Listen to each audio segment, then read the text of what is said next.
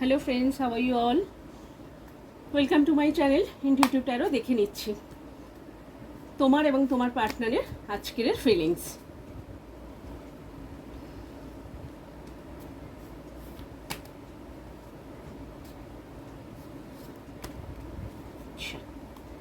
দেখি,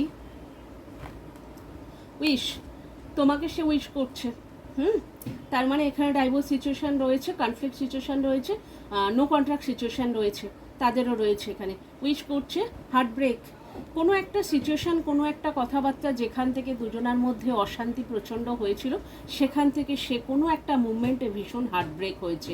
আচ্ছা, true colour, সে বুঝতে পারছে যে যা কিছু হয়েছে সে সেগুলোকে ভুলে সে নতুনভাবে তোমার জীবনে ফিরতে চাইছে। যা কিছু সে তার তরফ থেকে যা ভুল ত্রুটি হয়েছে সেগুলোকে ফরগেট করে সে তোমার জীবনে ফিরতে চাইছে।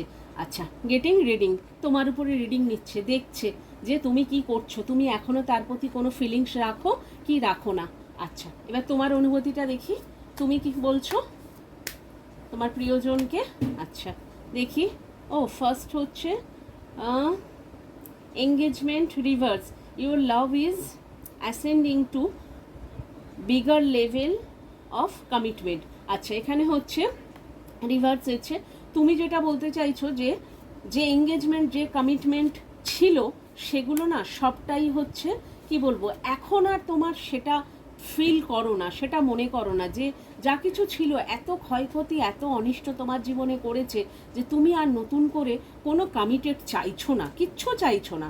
এবং যদিও বা আসতে হয় সেই লেভেলে, মানে খুব হায়ার কমিটমেন্ট দিতে হবে, এবং মানে সেটা বেশ কষ্টসাধ্য তোমার কি বলবো উল্টো দিকে মানুষের জন্য, সেটাই তুমি চাইছো। আচ্ছা, এখানে কি বলছো, step about your love life. আচ্ছা, positive thinking and faith will bring your romance.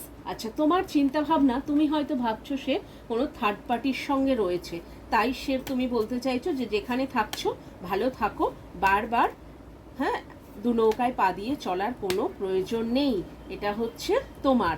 আচ্ছা, unequal love, আচ্ছা, they are not enough attraction or chemistry to keep this relationship going.